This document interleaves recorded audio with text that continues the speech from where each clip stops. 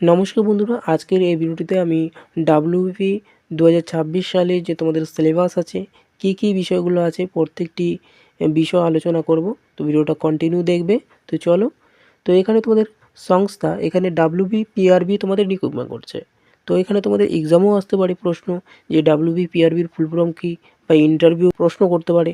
তো এখানে কি বলবে, পশ্চিমবঙ্গ পুলিশ রিক্রুটমেন্ট বোর্ড। ডাব্লিউবিপিআরবির ফুল ফর্ম হচ্ছে পশ্চিমবঙ্গ পুলিশ রিক্রুটমেন্ট বোর্ড। পদ এখানে তোমাদের কনস্টেবল পদে নিয়োগ করা হচ্ছে। যেখানে ধরন দেখো, কনস্টেবল এক্সামে তোমাদের কিন্তু অবজেক্টিভ টাইপ প্রশ্ন থাকে, ধরনটা এক্সামের ধরনটা, অর্থাৎ এমসিকিউ টাইপ প্রশ্ন তোমাদের থাকবে। সর্বোচ্চ নম্বর তোমাদের 85 নম্বরের পরীক্ষা নেওয়া হবে।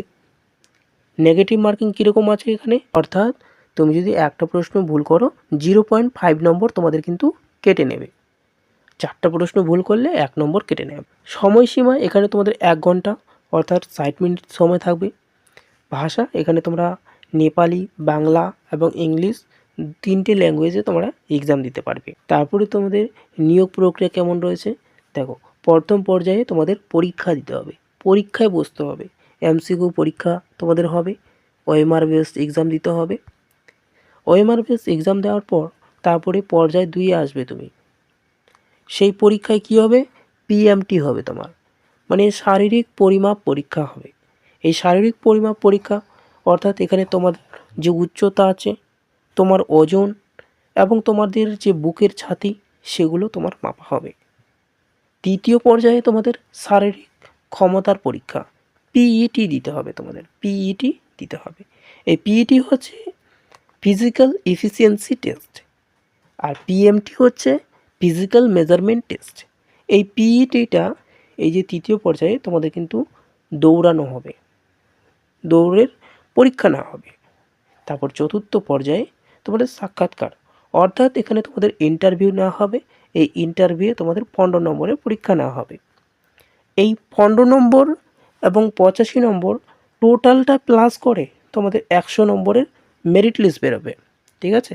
এই মেরিট লিস্টের উপর ভিত্তি করে তোমার নিয়োগটা করা হবে। পরে তোমাদের যে সিলেবাস রয়েছে, এই সিলেবাসে কোন কোন বিষয় থেকে তোমাদের কত নম্বর থাকবে সেটা আমি আলোচনা করেছি।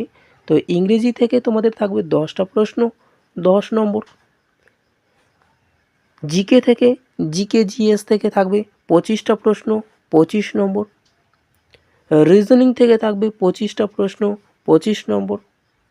ম্যাথ থেকে থাকবে 25টা প্রশ্ন, 25 নম্বর। এই ম্যাথটা তোমাদের মাধ্যমিক স্তরের লেভেলের থাকবে, ঠিক আছে। এবং টোটাল তোমাদের 85 নম্বরের পরীক্ষা নেওয়া, মানে টোটাল তোমাদের 85 নম্বরের লিখিত পরীক্ষা নেওয়া হবে, ঠিক আছে। এবং 15 নম্বর তোমাদের ইন্টারভিউ। টোটাল তোমাদের 100 নম্বরের উপর ভিত্তি করে নিয়োগটা করা হচ্ছে।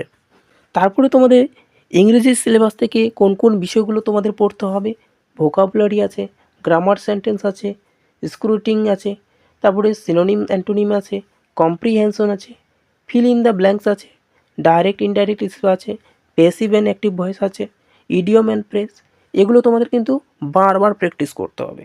এইগুলো যদি প্র্যাকটিস করতে পারো, অবশ্যই তুমি একদম ফুল বাই ফুল স্কোর করতে পারবে, ঠিক আছে।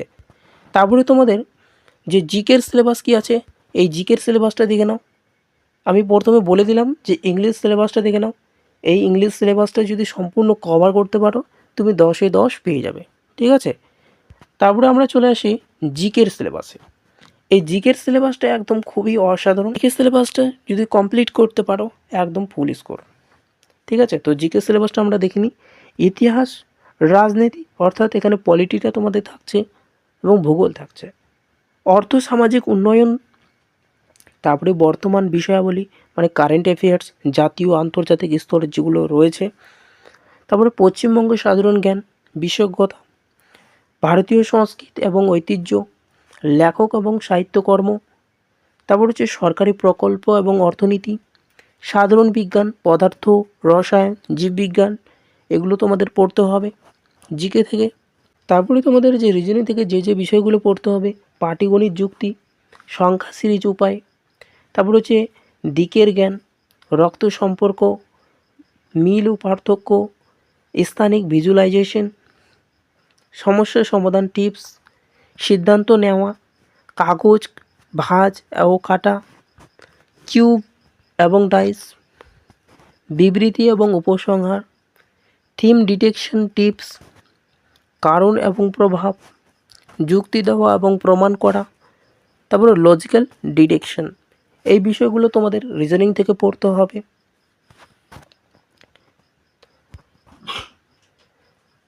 এটা হচ্ছে তোমাদের ইংলিশ সিলেবাস। তোমাদের যদি বাংলাটা অসুবিধা হয় তোমরা ইংলিশটা দেখে নিতে পারো, রিজনিংয়ের সিলেবাসটা। তারপরে চলে আসি তোমাদের ম্যাথ থেকে যে বিষয়গুলো পড়তে হবে, সংখ্যা পদ্ধতি পড়তে হবে ও বীজগণিত, শতাংশ মানে পার্সেন্টেজ, লাভ ক্ষতি পড়তে হবে তোমাদের। তারপরে গতি, সময়, দূরত্ব এগুলো পড়তে হবে, গড় এবং অংশদারিত্ব এই বিষয়গুলো পড়তে হবে, পরিমিত, 2D 3D এই বিষয়গুলো যে আছে ম্যাথ থেকে, সরল এবং যৌগিক সূত্র এগুলো পড়তে হবে, এবং দ্বিঘাত সমীকরণ এই বিষয়গুলো তোমাদের পড়তে হবে। তো আজকে এই পর্যন্ত ভিডিওটা ভালো লাগে তাহলে অবশ্যই লাইক করবে, চ্যানেলে নতুন হয়ে থাকলে চ্যানেলটাকে অবশ্যই সাবস্ক্রাইব করে রাখবে। Thank you.